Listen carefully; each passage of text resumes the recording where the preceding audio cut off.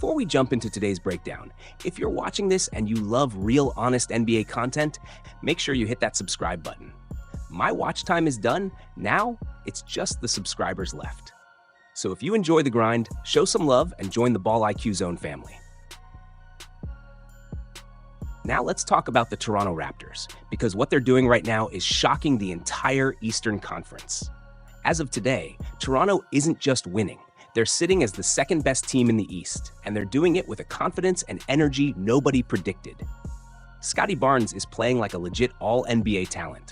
RJ Barrett is finally hooping the way fans believed he always could. Brandon Ingram has completely reshaped this offense into a top 10 machine. And Darko Rajakovic? Oh, he's cooking something serious in Toronto. But here's the crazy part. The Raptors were never supposed to be here. At least, not according to the so-called experts. Before the season began, analysts across the board treated Toronto like an afterthought. NBA.com had 4 different experts predict the Eastern Conference standings. And guess what? Not a single one, not even one, put Toronto inside the top 10. Not top 8, not top 6. They didn't even see Toronto as a serious play-in threat. Toronto was written off completely. And that made no sense because even before the season tipped off, the signs were already there. A healthy Brandon Ingram was finally joining the lineup. A more mature, more polished Scotty Barnes was heading into a new season. And the second half of last year had already shown flashes of what this group could become once they gelled. Fast forward to today, 18 games in, and the Raptors are 8 games above 500. They're not surviving, they're dominating. And while the whole roster has stepped up, the heartbeat of this team is crystal clear. It's Scotty Barnes. Even though the Raptors have 3 players averaging similar scoring numbers and even similar assist totals, the gap becomes obvious the moment you look past the box score. Scotty isn't just their best offensive player, or at worst neck and neck with Brandon Ingram. He is also their best defender by a wide margin. The engine, the anchor, the tone setter. The guy who guards 1 through 5 like it's nothing. This dude blocks Embiid at the rim, sprints out to erase Mobley at the three-point line, then runs the floor like he's built from something different. Scotty Barnes isn't just playing well, he's transforming Toronto's identity from the inside out. Now let's talk about why Scotty Barnes isn't just Toronto's best defender. He's one of the most versatile defensive forces in the entire league. Who else is making plays like this? He chases down Jalen Johnson in transition, forces him to gather early, then instantly switches onto Onyeka Okongwu in the post. The Hawks think they've got a mismatch, and Scotty sends the shot straight out of the air like it's nothing. Plays like this aren't rare. They're becoming his trademark. You could genuinely make an entire 20-minute film session showing Scotty blow-up actions, read plays 2 steps ahead, and cover more ground than half the league's defensive anchors. People love talking about the Thompson twins, Wemby, and Evan Mobley, and all of those guys are fantastic, no doubt. But Scotty Barnes absolutely deserves to be mentioned in those defensive conversations.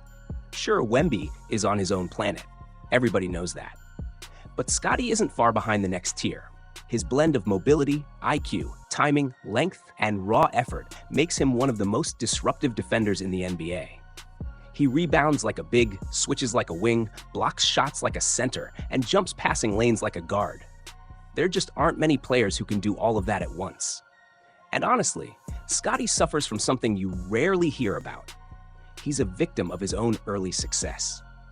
He came into the league blazing hot, Rookie of the Year, playoff run, 2-way impact. And because he didn't immediately turn into a 25-point scorer, people assumed he plateaued. But that's the trap. His game didn't stall, it expanded. Every single season, he's grown as a passer, as a defender, as a creator, and as a leader. The scoring doesn't have to jump for the impact to skyrocket. And the beauty of this year's roster is that Scotty doesn't need to be the #1 option every single night. That's where Brandon Ingram steps in. BI may not be putting up his career-best stats, but this is the exact version Toronto needed. A steady, cold-blooded shot maker who bends defenses and hits the tough looks when possessions break down. Nights like his 37-point explosion against Cleveland show exactly why he's so important. He can score from anywhere, against anyone, in any rhythm. This Raptors team doesn't rely on just one hero. Anyone can take over a quarter. Anyone can swing momentum. Anyone can step up. And speaking of stepping up, let's talk about one of the sneakiest, smartest pickups of the entire offseason. Yes, BI is a star. Yes, Scottie and RJ are balling. But the top 3 players in plus-minus, Grady Dick, Jamison Battle, and Sandro Mamu, or simply Mamu. Mamu wasn't just a signing. He was a steal, a difference maker, a culture piece. And Toronto fans know it. The funny thing about this Toronto season is that even the numbers that people usually brush aside are screaming the same truth. This bench is changing everything. Sure, plus-minus isn't the holy grail, but anyone who's actually watched the Raptors this year knows exactly what's happening. The starters set the tone, but the bench? They're the ones swinging games, stealing momentum, and suffocating opponents every single night. And leading that second unit with pure chaos energy is none other than Mamu. When Toronto grabbed Sandro Mamu in the offseason for just $2.7 million a year, nobody batted an eye. He wasn't the flashy signing. Fans were hyped about Yaba. Analysts talked about Lopez. Drew Eubanks even pulled a $10 million contract. But here's the plot twist nobody saw coming. Mamu has outplayed all of them. Every single one. Not just individually, combined. The value he brings off the bench isn't normal rotation guy energy. It's season-shifting, culture-defining impact. He's everywhere, hustling for loose balls, spacing the floor with timely threes, sprinting in transition, rotating on defense like he's got a personal vendetta against mistakes. And the game against Cleveland? That was the Mamu masterclass. Toronto was trailing when he checked in. 2 minutes later, the momentum belonged entirely to the Raptors. First, he splashed back-to-back corner threes like it was warm-up shooting. Then he reminded everyone he's more than just a shooter. He slid over to stop the initial drive, forced a kick out, recovered in half a second, and pinned the layup off the glass. And when Grady Dick tried to finish on the other end and got contested, guess who cleaned it up? Mamu. Again, because of course he did. And then, just for fun, he dropped a slick assist to Jamal Sheed like he was running a highlight reel. Speaking of Shed, he deserves his flowers too. Even though he's a foot shorter, the two share the same DNA. Energy, intangibles, shooting, hustle. Every time they check in, the pace shifts, the defense tightens, and suddenly the Raptors look like a machine built on urgency and chemistry. And the bench love doesn't stop there. Rookie Colin Murray-Boyles has been the quiet steal of the year. He's giving solid scoring, but it's his defensive instincts that pop off the screen. The full court pressure, the quick reads, the way he jumps passing lanes, and somehow keeps the ball alive. Those flashes? That's future elite role player stuff already showing up early. This Raptors identity, this heart, hustle, and chaos is exactly why they're winning. Look around the league. OKC, Detroit, Phoenix, Toronto. The common thread is effort, real effort, not fake, one-quarter energy.